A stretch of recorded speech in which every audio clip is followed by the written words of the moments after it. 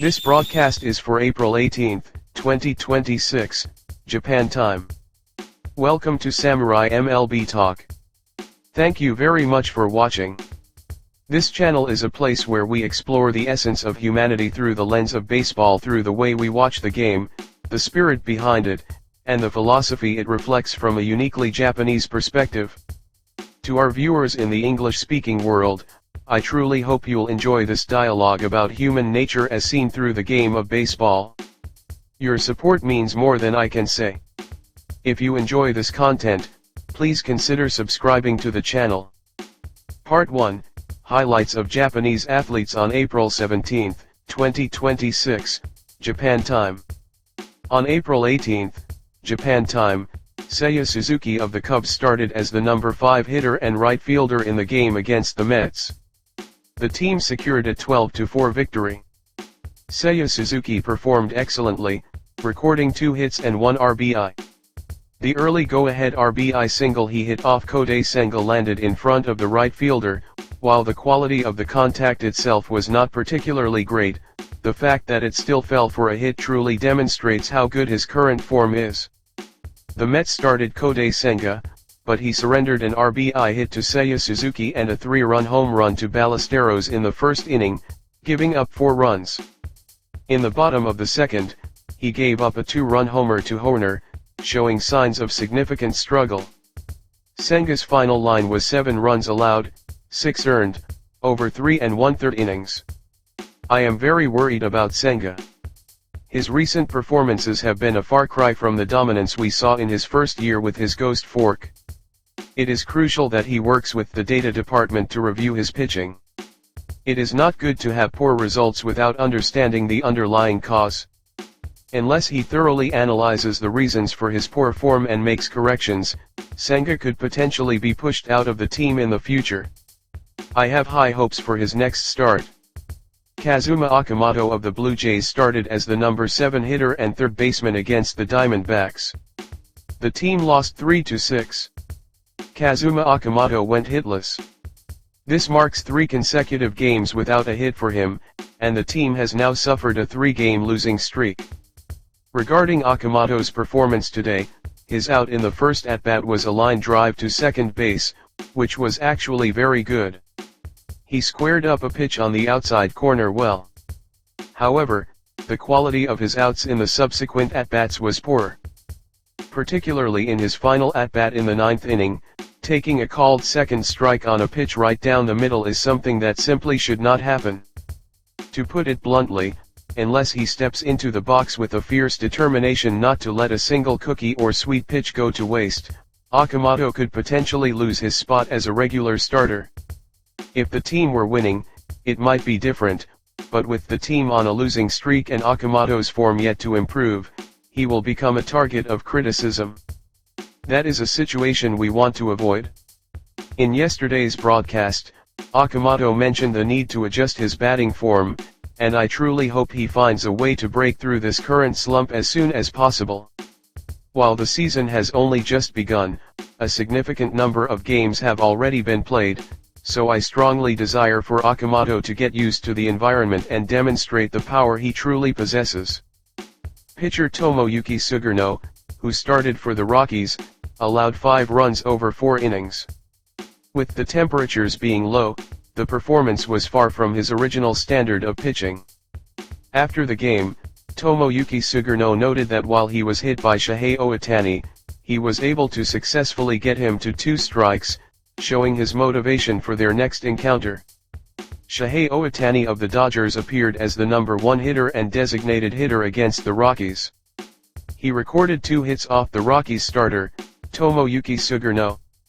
In the previous game, Shohei Ohtani appeared only as a pitcher, and since we couldn't see his batting, it felt somewhat unsatisfying. After all, when we think of Shohei Ohtani, we think of him showcasing his talents in both pitching and hitting. In today's game, he recorded 2 hits and extended his consecutive on-base streak to 49 games. I hope he continues to update this record. Part 2, Masataka Yoshida decided it at the end. Masataka Yoshida of the Red Sox appeared as a pinch hitter in the game against the Tigers. Yoshida delivered the game-deciding hit, leading the team to a 1-0 victory. In a game where zeros lined the scoreboard and no one could score, he was the only man to record an RBI. That man is Masataka Yoshida.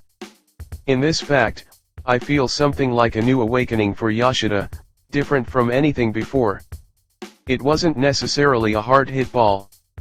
However, the fact that he was able to decide the outcome of the game remains an absolute fact. In that specific moment, there was no one else but this man. Only Yoshida could have decided it. Here is Yoshida's comment after the game. "I just needed to get one run, so I wanted to make contact with the bat somehow. I was preparing myself so that I could enter the game at any time. I'm really glad we could win at our home stadium." The moment the ball cleared the first baseman's head and the runner from third crossed the plate to secure the win, seeing Yoshida jump for joy after rounding first base moved me deeply. That moment, where he usually calm and quiet showed his raw emotions, has become unforgettable. I have said many times on this broadcast that Masataka Yoshida will perform this year and that he should be in the starting lineup because he will definitely hit. However, looking at his performance so far, I feel the Red Sox have given up on him. He was left out of the starting lineup again today, which made me feel truly disappointed. I am so happy that Yoshida came in at the end and decided the game for us. Since moving to MLB, we haven't seen many heart-pounding performances like this from him. Back in his NPB days, I saw Masataka Yoshida decide games in situations like this countless times, but in MLB, he hadn't quite been able to showcase this kind of performance until today. As I mentioned previously on this broadcast, toward the end of last season, Yoshida realized how he should display his hitting in MLB. Since moving to MLB, he has struggled with the differences from NPB. A situation where he couldn't get used to the MLB environment persisted, and due to his poor stats, he eventually reached a point where he was naturally left out of the starting lineup.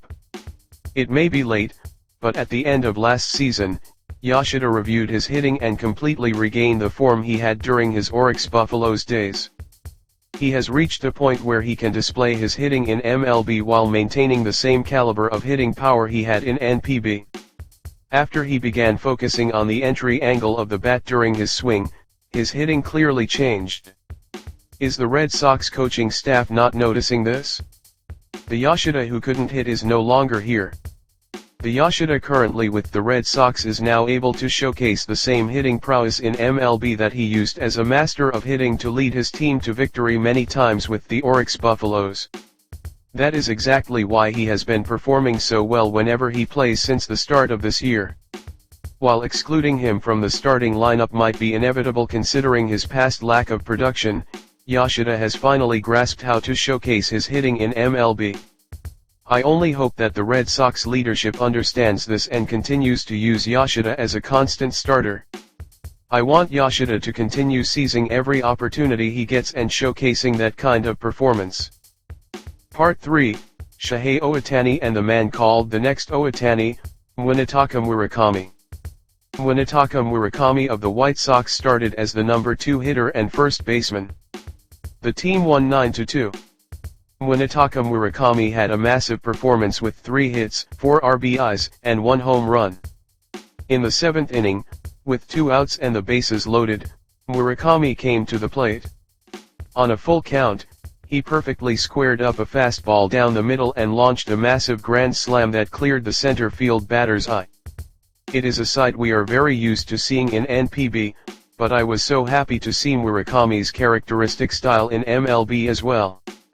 Although Murakami is said to be weak against fastballs, he crushed that fastball this time. Today, he hit the ball to both the right and left, and to top it off, he hit a grand slam. It was spectacular. His home run today felt like it had the scent of a unicorn about it. He showcased a performance worthy of the man called the next Ohtani. I hope he continues to hone his hitting in this way, improving further and continuing to show his worth as the next Ohtani.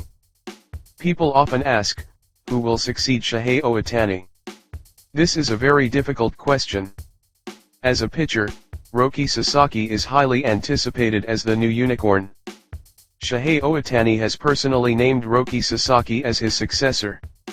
The Dodgers understand this. That is why they are carefully developing Sasaki. They have added him to the major league starting rotation and are letting him gain experience. The Dodgers intend to develop Sasaki through a long-term plan and eventually turn him into the world's best pitcher, a true unicorn. Currently, he continues to be criticized by the media, but steady growth is visible. Every time he takes the mound, his monster-like qualities emerge. I am expecting that the time for his full awakening is near. To succeed that unicorn, in terms of a hitter, one would need to hit 50 home runs a year. Furthermore, one would be expected to achieve legendary and great records. Will such a hitter emerge among future Japanese major leaguers? The one currently most expected to do so is Munetaka Murakami, whom I just introduced. He hit 56 home runs in NPB. He has more than enough talent as a power hitter. Also, one of his defining characteristics is that he draws a lot of walks. He does not chase pitches outside the zone. This hitting style will be a massive asset starting this season.